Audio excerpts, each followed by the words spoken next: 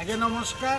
এই নভেম্বর মাস 1 তারিখରୁ 10 তারিখ পর্যন্ত নগর কার্তিকেশ্বর ପୂଜା ଆରମ୍ଭ ହୋଇଯାଇଛି। ଆପଣମାନଙ୍କୁ ଅନୁରୋଧ ଆସନ୍ତୁ, ଦେଖନ୍ତୁ ଏବଂ ଦର୍ଶନ କରନ୍ତୁ। ପ୍ରଭୁ କାର୍ତ୍ତିକେଶ୍ୱର ଏବଂ କୃଷ୍ଣ ରାଧାଙ୍କର ମଣ୍ଡପରେ ପୂଜା ପାଉଛନ୍ତି, ଦର୍ଶନ କରନ୍ତୁ। ଏବଂ 10 ତାରିଖ ଦିନ ତାଳଚେର ବଡ଼ଦାଣ୍ଡ ସାହି ମେଳନ ପଡ଼ିଆରେ 17-18ଟି ମେଢ଼କୁ ନେଇ ଭସାଣୀ ଉତ୍ସବ ହେବାକୁ ଯାଉଛି। ଏବଂ 11 ତାରିଖରେ ଯେଉଁମାନେ ଶାନ୍ତି ଶୃଙ୍ଖଳା ଏବଂ ଭସାଣୀ ଉତ୍ସବରେ ଭଲ ପ୍ରଦର୍ଶନ କରିଥିବେ ତାଙ୍କୁ ପୁରସ୍କାର ପ୍ରଦାନ କରାଯିବ ଏବଂ ରଙ୍ଗାରଙ୍ଗ ସାଂସ୍କୃତିକ କାର୍ଯ୍ୟକ୍ରମ। ଏବଂ ପ୍ରତ୍ୟେକ ଦିନ ଦ୍ୱିପହରେ ବି ଅନେକ ପୂଜା ମଣ୍ଡପରେ ପ୍ରସାଦ ସେବନ ହେଉଛି।